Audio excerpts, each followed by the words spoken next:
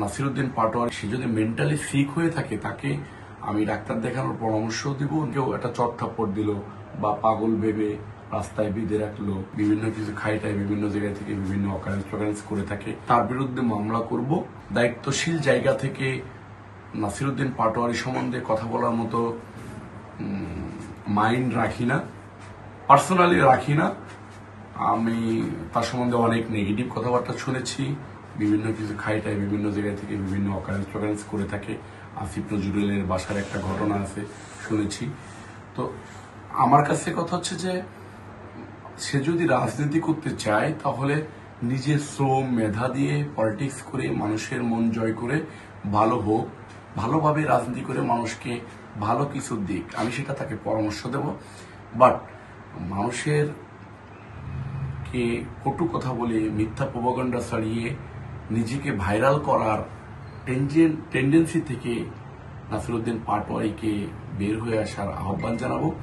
আমি নাসিরউদ্দিন পাটোয়ারি যে মিথ্যা তথ্য, বিভ্রান্তিকর তথ্য বক্তৃতায় বলেছে এবং সেটা বিভিন্ন গণমাধ্যমে প্রচার হয়েছে, আমি সেটাতে অত্যন্ত ব্যথিত হয়েছি।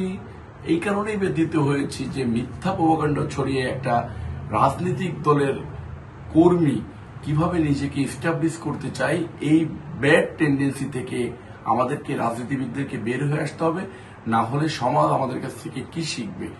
আমি তার বিরুদ্ধে মামলা করব, খুব দ্রুতই মামলা করব এবং আইনের মধ্য দিয়েই ইনশাল্লাহ এটার ফয়সালা হবে বলে আমি আশা করতেছি।